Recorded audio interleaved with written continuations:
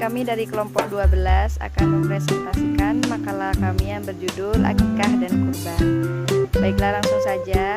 Perkenalkan, saya Rofiqah Herunisa dengan NIM T2019-5023. Di sini saya sebagai presentator yang pertama akan menjelaskan tentang kurban. Apa sih pengertian kurban dan bagaimana ya dasar hukum kurban? Nah, jadi kurban adalah mempersembahkan sesuatu, yaitu hewan ternak, antara lain berupa unta, sapi, kerbau, kambing, dan lain sebagainya, yang dimaksudkan untuk mendekatkan diri kepada Allah Subhanahu wa Ta'ala. Lantas, bagaimana dasar hukum kurban? Dasar hukum syariat kurban antara lain terdapat dalam Quran surah Al-Kautsar ayat 1 sampai dengan ayat 2, yang artinya, sesungguhnya kami telah memberikan kepadamu nikmat yang banyak, maka dirikanlah sholat karena Tuhanmu dan berkorbanlah. Nah, yang dimaksud berkorban di sini ialah menyembelih hewan kurban dan mensyukuri nikmat Allah. Hukum berkurban menurut para ulama terdapat perbedaan. Ada yang menyatakan wajib dan ada juga yang menyatakan sunnah muakkad, yaitu sunnah yang dikuatkan. Jadi ada yang menyatakan kurban itu sunnah bagi yang mampu. Berikutnya di sini terdapat beberapa syarat hewan kurban. Dalam berkurban ada syarat-syarat yang menyangkut hewan kurban, yaitu yang pertama, hewan yang akan dikurbankan hendaknya dipilih hewan yang baik. Yang kedua, dalam berkurban Nabi Muhammad SAW memilih hewan yang besar, gemuk, dan bertanduk. Yang ketiga, hewan tidak terdapat cacat antara lain seperti buta, sakit, pincang, atau kurus kering tidak berdaging. Hewan semacam ini tidak boleh digunakan untuk berkurban.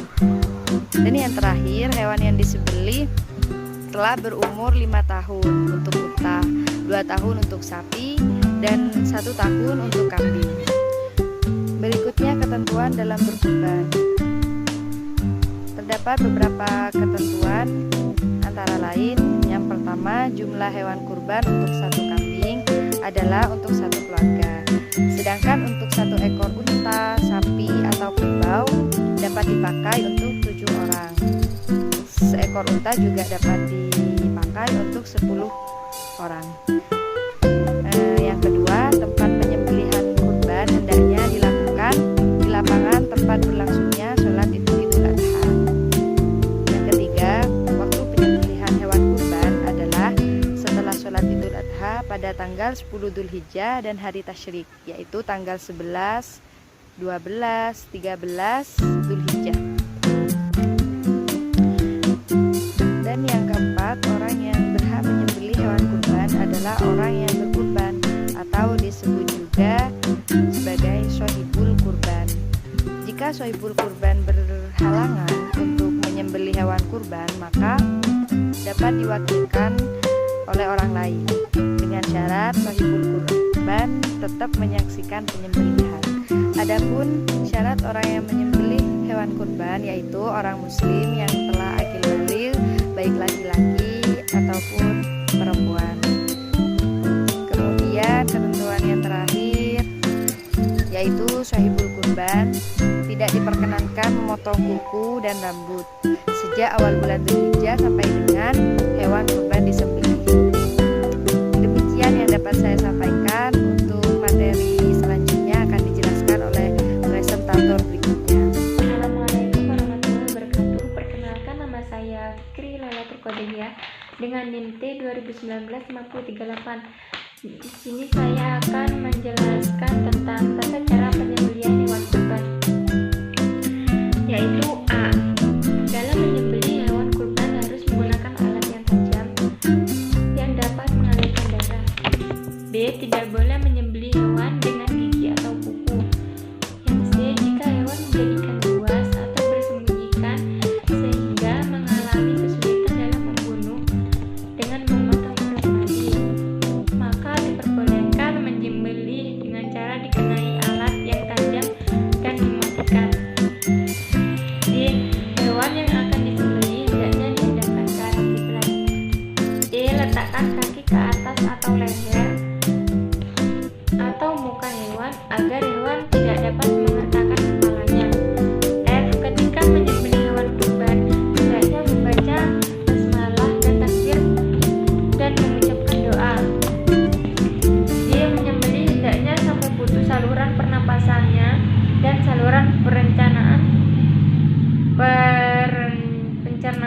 tenggorokan dan kerongkongan. Yang kedua yaitu ketentuan pembagian daging kurban. A. Hewan yang sudah disembelih dan dipotong-potong kemudian dibagi untuk 3 mustahik kurban, yaitu untuk sohibul kurban, fakir miskin, dan para sahabat. B. Mustahik kurban, baik sohibul kurban, fakir miskin, atau orang yang mendapat pembagian daging kurban apabila tidak habis dapat menyimpan daging kurban lebih dari 3 hari. Yang C.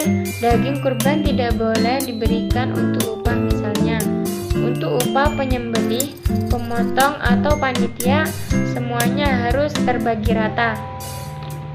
D. Sohibul kurban tidak boleh mengambil bagian daging kurban, baik kemudian mensedekahkan yang jelek-jelek.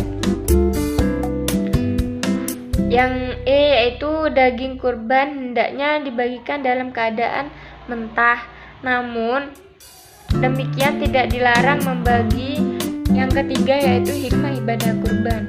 A. Meningkatkan rasa iman dan takwa kepada Allah, karena kurban merupakan realisasi dari iman dan takwa seseorang. B. Kurban merupakan wahana mendekatkan diri dari Allah.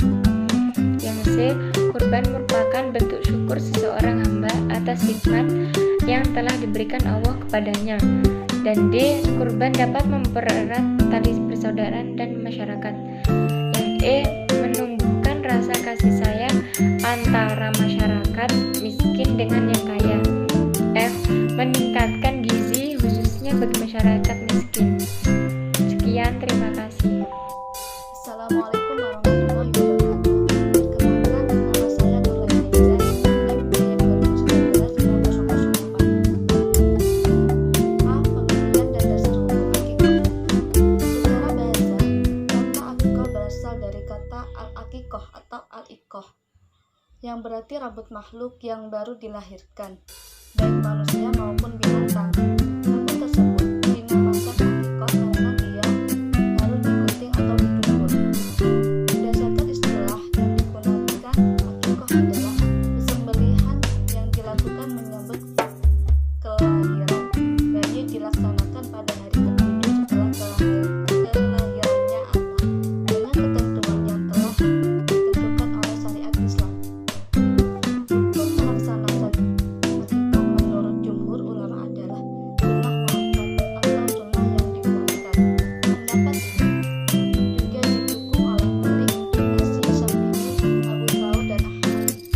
Akikoh adalah wajib alasannya karena teka diperintahkan. Akikoh adalah wajib alasannya karena teka diperintahkan oleh Nabi. Pendapat tersebut menurut Muhairah Al-Hasan Al-Bikri, Abu Az-Zinad, dan Daud. B. Syarat-syarat akikoh. Syarat hewan yang diakikoh secara umum sama dengan syarat hewan untuk kurban. Namun demikian, tidak semua syarat kurban sama dengan kunci. Syarat akikoh adalah sebagai berikut. 1. Berniat akikoh ketika menyembelih. 2. Hewan yang disembelih tidak boleh hewan yang cacat, kurus, berpenyakit, dan patah kaki. 3. Daging akikoh sebaiknya dimasak terlebih dahulu sebelum dibagikan. 4. Daging dibagikan kepada fakir miskin dan tetangga sekitar. Ketentuan akikoh. Akikoh merupakan ibadah yang sudah ditentukan secara rinci ketentuannya oleh Allah dan Rasulnya. Untuk itu, akikoh bisa dikategorikan sebagai ibadah wahdah. Agar dalam melaksanakan akikoh sesuai dengan tuntunan Rasulullah, maka perhatikan beberapa ketentuan di bawah ini. 1. Yang wajib melaksanakan akikoh adalah penanggung nafkah anak yang dilahirkan, yaitu bapak dan ibu si bayi. 2. Jumlah hewan untuk akikoh bayi laki-laki adalah 2 ekor, 2 ekor kambing, sedangkan untuk bayi perempuan 1 ekor kambing. 3. Waktu penyembelihan hewan akikoh adalah hari ke-7 setelah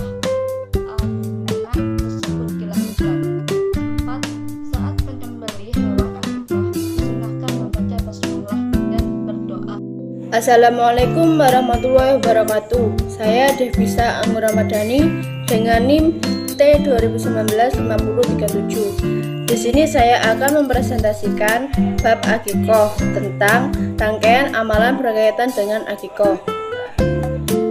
Rangkaian amalan berkaitan dengan akikoh. A. Bersihkan mulut bayi dengan cara diusap langit-langit mulutnya bayi dengan kurma dan didoakan supaya barokah. B. Mohonkanlah perlindungan kepada Allah agar terhindar dari godaan setan dengan doa-doa seperti di bawah ini, yang artinya, aku berlindung dengan firman Allah yang sempurna dari segala syaitan dan macam-macam gangguan dari penggoda yang jahat. C. Pada hari ke-7 dari kelahirannya, hendaknya anak diberi nama yang bagus. D. Pada hari ke-7 ini hendaknya anak dicukur rambutnya. Tata cara membagi daging akikoh. Dalam membagi daging akikoh, Rasulullah juga telah memberikan tuntunan sebagai berikut. A. Daging akikoh sebelum dibagikan sebaiknya dimasak terlebih dahulu. B.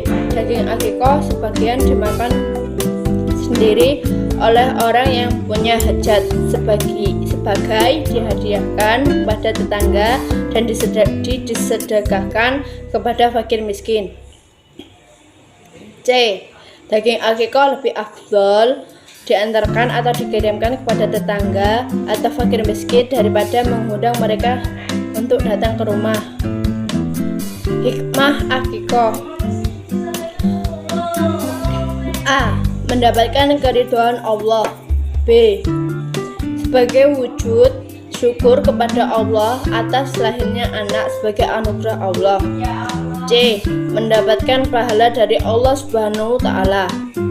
D. Menumbuhkan rasa persaudaraan antar negara dan masyarakat sekitar dan memberikan daging akikoh kepada mereka. Demikian yang dapat kami sampaikan. Kurang lebihnya mohon maaf. Sekian, terima kasih. Wassalamualaikum warahmatullahi wabarakatuh.